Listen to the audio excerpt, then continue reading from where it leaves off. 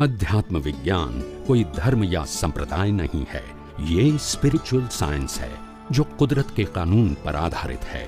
ये विज्ञान पूरे ब्रह्मांड के सभी रहस्यों को उजागर करता है और जीवन के सभी पहलुओं को समझने के लिए एक नई दृष्टि देता है। इसी को आर्ट ऑफ विजन कहते हैं, दुनिया को देखने की एक नई दृष्टि, जो अध्यात्म विज्ञानी परम पूज्य स्वामी श्री कमलेशानंद जी के निर्देशन में सनातन सत्य का अनुसंधान कर हमारे जीवन को प्रकाशित करे। जय सच्चिदानंद।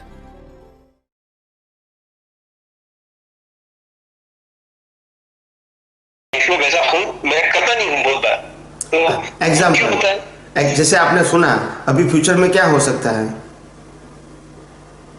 ये ज्ञान आपने लिया, अभी फ्यूचर में अगर आप ज्ञान उपयोग करोगे तो क्या होता है, नहीं करोगे तो क्या होता है। एग्जाम्पल देता हूं।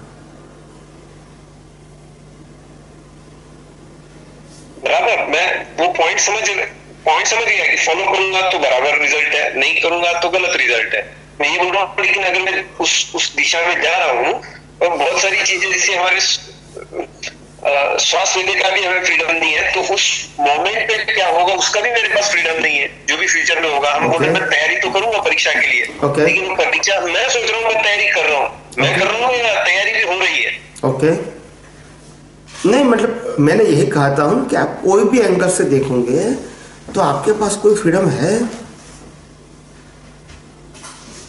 कोई भी एंगल से देखो तो फिर आप कहोगे मैं ऐसा नहीं करूंगा तो ऐसा करूंगा, ऐसा नहीं करूंगा तो ऐसा करूंगा, मगर फ्रीडम नहीं है। ऐसा जब आप एक्सेप्ट कर लेते हैं फिर फ्रीडम की बात करते हैं, ये तो कॉन्ट्राडिक्ट हो गया। नहीं, मैं फ्रीडम की बात ही नहीं कर रहा हूँ ना, मैं तो एक्सेप्ट कर रहा हूँ कि फ्रीडम नहीं है। नहीं, आपने फ्रीडम नहीं, वो आपने एक्सेप्ट कर लिया, फिर आपने क्या कहा कि अगर मैं इस बात को एक्सेप्ट करूंगा कि फ्रीडम नहीं है मेरी, फिर जीवन में ऐसा होगा तो फिर ऐसा होगा, ऐसा होगा तो फिर ऐसा होगा। उसका मतलब क्या है,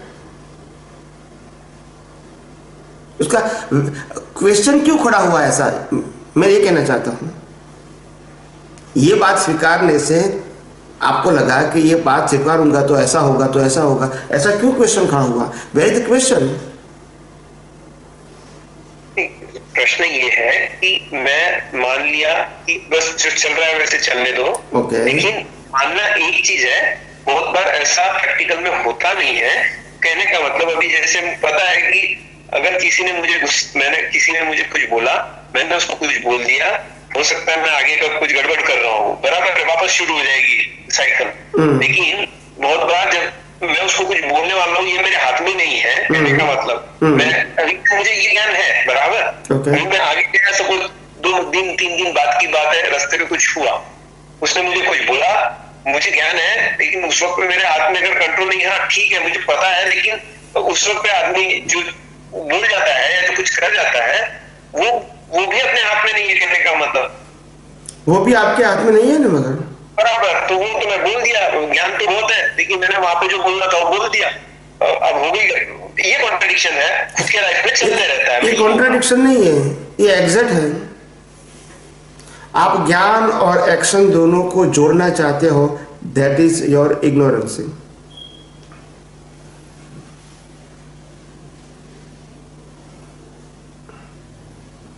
ये पॉइंट मैं नहीं समझा।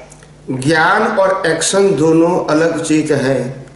ज्ञान का उपयोग दृष्टि से करना है, अनुभव भी दृष्टि से करना है, और action is depend on circumstances all the times, बराबर, through mind, speech and action. और आपके जितने भी प्रश्न अभी भी हुए और बाद में भी होंगे, वो एक्शन के ऊपर होंगे। मेरा जितना भी उत्तर होगा वो विजन के ऊपर होगा।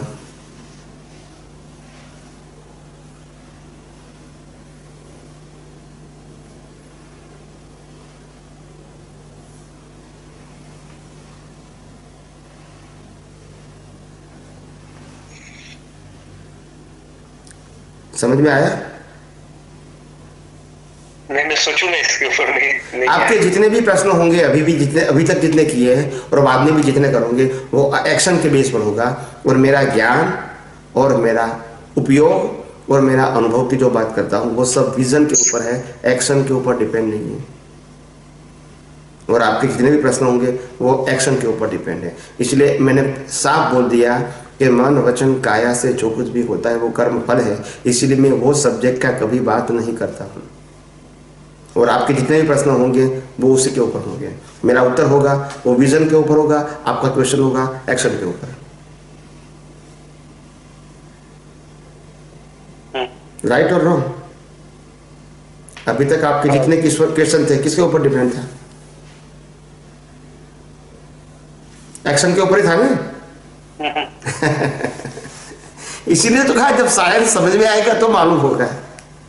बिकॉज ऑफ इग्नोरेंस से आपके जितने भी क्वेश्चन हुआ मेरे बताने के बाद भी, वो भी अज्ञानता का ही प्रदर्शन है, क्योंकि आपने साइंस उसमें समझे नहीं ना। समझे का मतलब एक अर्थ के रूप में समझे, मर्म के रूप में अभी नहीं समझे।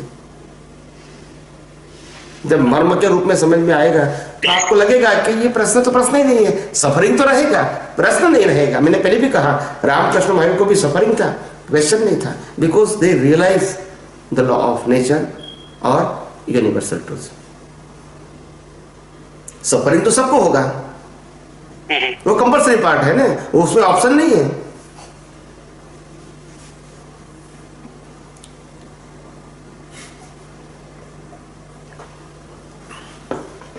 राइट?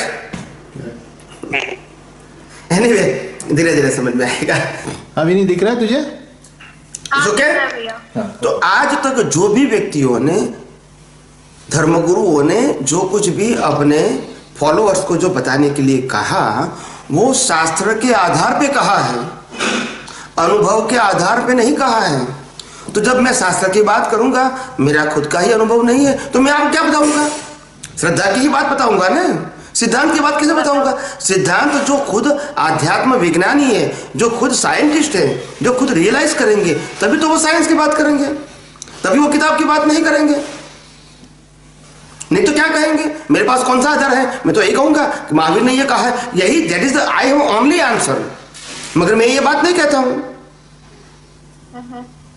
इसलिए मैंने जितने भी बात प्रेजेंट किया उसमें मैंने सिद्धांत के अंदर ये नहीं कहा कि महावीर ने कहा है, कृष्ण ने कहा है, राम ने कहा है, ऐसा मैंने नहीं कहा है।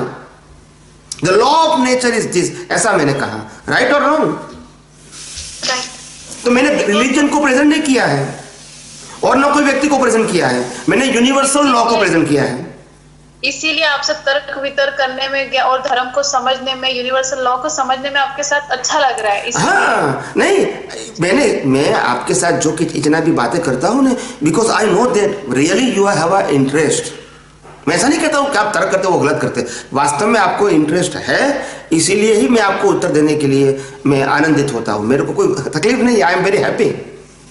चलती है श्रद्धा से नहीं चलती है। कुदरत अपनी मर्जी से काम नहीं करता है, कुदरत लॉ के मुताबिक काम करता है। जैसे हमारी कोर्ट है, तो कोर्ट में कोई भी डिसीजन लॉयर मैजिस्ट्रेट लेते हैं ना, तो वो लॉ के मुताबिक लेते हैं, अपनी मर्जी के मुताबिक नहीं देते हैं वो। ऐसे कुदरत भी जो कुछ भी हमको रिजल्ट देंगे पाप और पुण्य का, वो लॉ ऑफ नेचर के मुताबिक देंगे, अपनी मर्जी के मुताबिक नहीं करेंगे वो।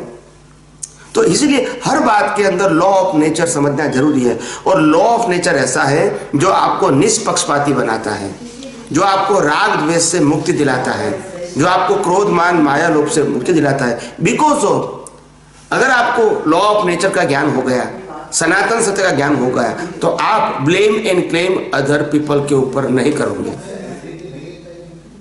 यानी इन सिंपल सेंटेंस, दूसरों को दोषित नहीं देखोगे। और वही वितरागता का मार्ग है। भगवान महावीर ने पूरी सृष्टि को वितराग देखा, निर्दोष देखा। राइट और रॉन्ग? क्यों देखा? ये कोई चमत्कार था? उनको खिला भी लगाया, फिर भी निर्दोष देखा। क्यों भाई? Because they have a vision of the law of nature, कि मेरे कर्म के बिना उनके पास मारने की स्वतंत्र शक्ति आई कहां से? बिकॉज ऑफ माय कर्म।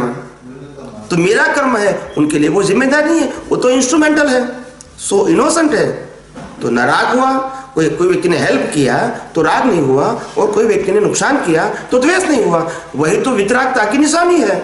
मगर उसके पीछे साइंस है, सो दैट वो वितराग रहे। वो वितराग कोई चमत्कार नहीं है। भगवान महावीर ने कुछ सहन नहीं किया है, समाधान किया है। Because they know the fact of universe. और हम सहन करते हैं, फिर स्प्रिंग उछलती है तो फिर राग द्वेष बहुत बढ़ जाता है। That is not correct way. कोई भी चीज को सहन करना वो व्यवहार की बात है। सहन नहीं करो, समाधान करो। Try to understand the fact. फिर बाद में आपको मालूम होगा कि सहन करने की जरूरत ही नहीं है, ये हमारे ही कर्मों का फल है। फिर सहन करने की बात कहां से आई?